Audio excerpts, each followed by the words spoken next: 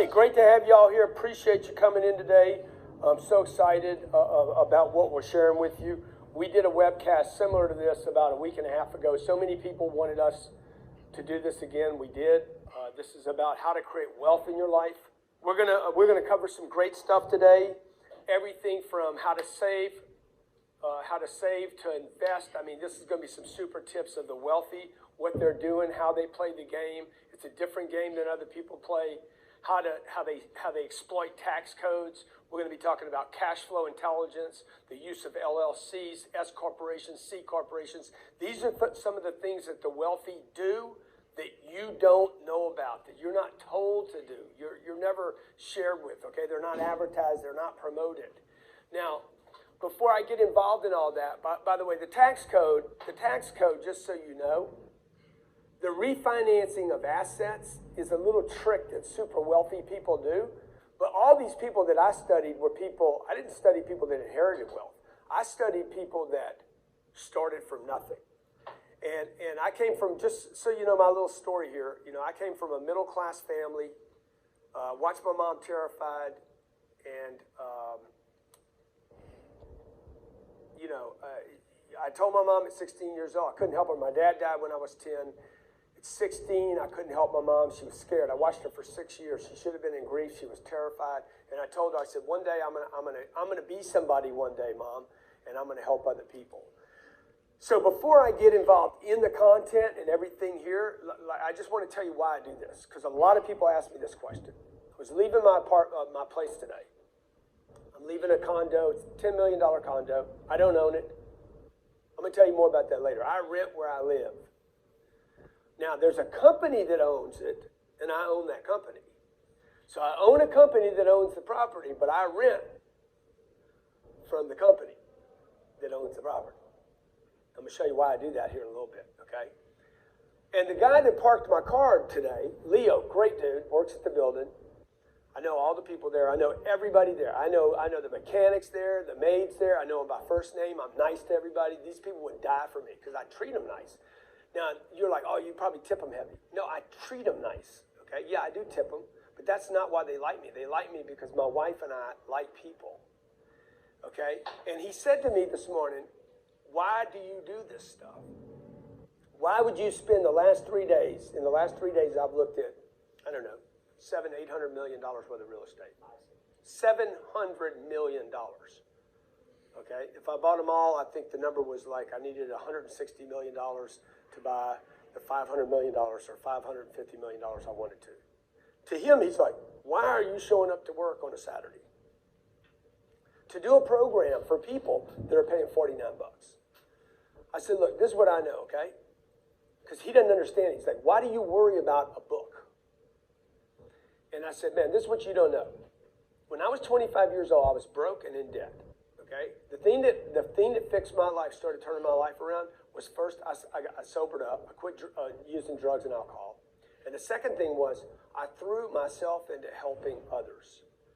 If I wasn't at work, I was at a meeting or I was working with some other junkie and trying to help him. My life gets better when I help other people. I have kept that discipline in now for 30 years. For 30 years, I help other people. So I promised my mom one day I would do this, and now I'm doing it, okay? I want to help you because I know I can help you.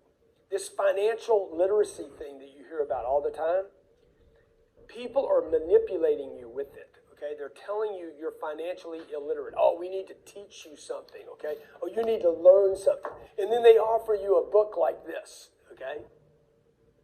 Okay, Warren Buffett tells you to get Ben's book.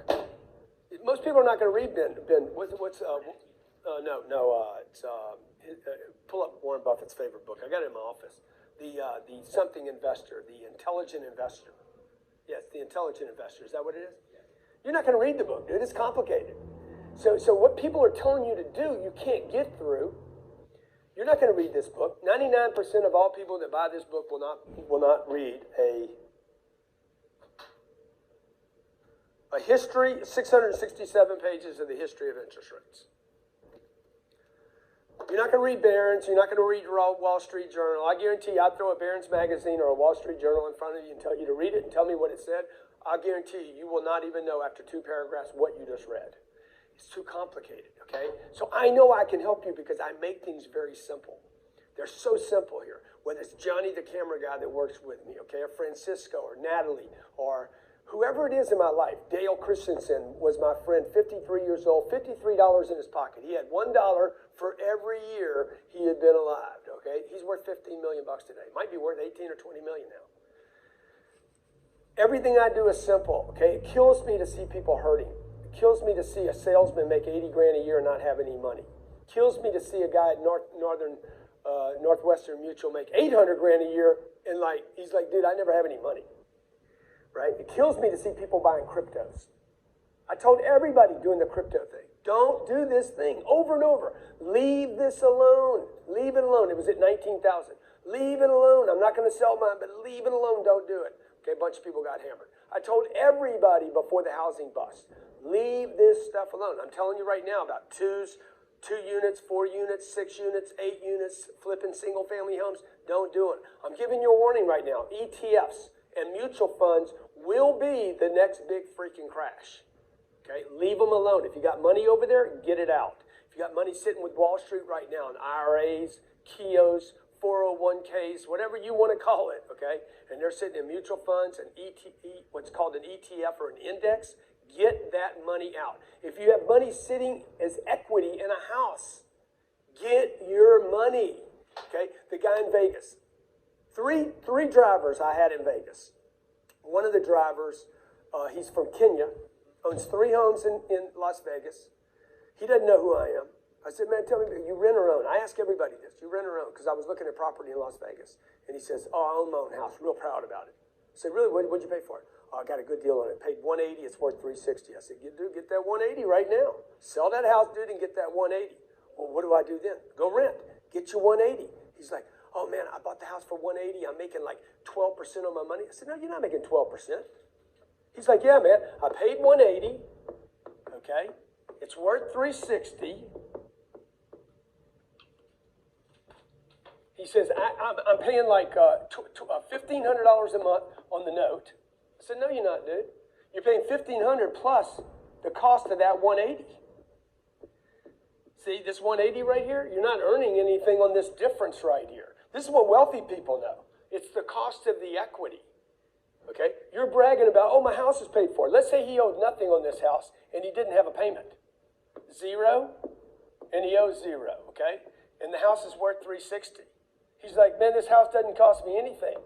If I go rent, I'm going to pay $2 grand a month for rent and still not have the house I want. No, dude, you're going to pay $2 grand to have your $360. See, I'd pay $2,000. I'd pay $24,000 a year to leverage my $360. I'd take the $360. I'd go buy a deal with it. I'd have $1 million. He's from Kenya, man. In America. He could be a millionaire tomorrow. He'll never be a millionaire with this house. What's going to happen with this house is the housing market's going to collapse and he's going to lose his 180. Okay? He should sell the house. He should go rent. That's what a wealthy person would do. Somebody thinking about wealth creation. The law of attraction. Everybody asks me every day, oh, no, what about the law of attraction? Dude, it's the law of action. Okay? Wealthy people do not talk about the law of attraction. Okay, it's all the bullshitters talking about the law of attraction. All those guys, none of those guys that did the what was that, The Secret, none of them became billionaires. You need to get your advice from people that made it all the way to the top of the food chain. Quit settling for getting advice from the lower rungs of the food chain.